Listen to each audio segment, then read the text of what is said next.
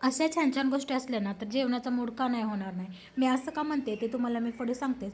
पण त्याआधी ना आमची चुलत सासूबाई गावावरून आली होती आणि त्यांना जेवण करायला बोलवलं होतं, म्हणून हा मटणाचा बेत होता. तर सकाळचं लवकर असं मटण आणलं. पिलूला शाळेत सोडायच्या टायमिंगलाच ना मी येताना घेऊन आली आणि करून वगैरे घ्यायची आता माझी तयारी चालू होती. तर आता मी आहे ना कधीही मटण तेला मिठात म्हणजे तेल टाकून कधीही त्याला वाफला ठेवत नाही. कारण की त्याच्यासोबत ना चरबी असते ना, त्याचंच मी तेल बनवते मस्तपैकी आणि त्याच्यातच छान असं हे मिठाचं बनवून घेते. कारण की यामध्ये तेल टाकायची गरजच लागत नाही. त्याच्यानंतर हिरवं वाटण पण करून घेतलं, छान असं कांदा टोमॅटो आणि खोबऱ्याचं कूट आणि लसूण आणि आलं आणि कोथिंबीर तर आपण टाकतो सगळेजण. तर छानपैकी आधी हे चांगलं मस्त परतून घेतलं तव्यावर काळं होईपर्यंत आणि मग छान असं वाटण बनवून घेतलं आणि त्याच्यानंतर भाजी केली. आता तुम्हाला सांगू का, आत्यांनी घर नाही की नाही छान असं लोणचं दिलं होतं. लोणचं बघून तोंडाला पाणी सुटत होतं. मस्त असं लोणचं दिलं होतं. मी ते प्लास्टिकच्या भरणीमधून काढलं आणि स्टीलच्या भरणीमध्ये ठेवलं.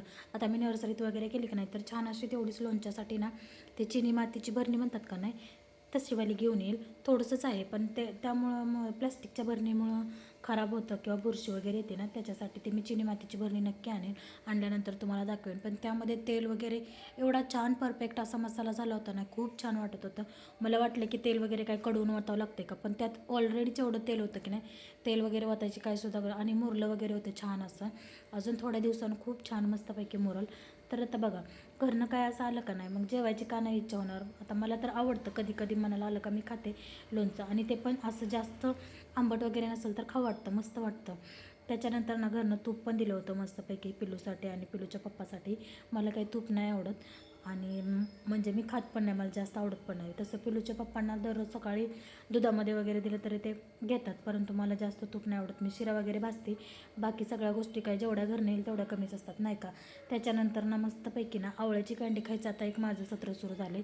ह्यांनी ना त्या दिवशी आवळ्याची छान अशी भरणी आणली मस्तपैकी. मला दिसलं का मी एक दोन सारखं सतत तोंडात टाकत असते.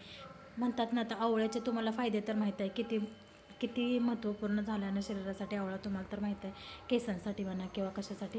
तर हे बघा, हे कँडी मी दररोज एक दोन तोंडात टाकतच असते. कसा वाटला व्हिडिओ नक्की सांगा. चॅनलला सबस्क्राईब करा.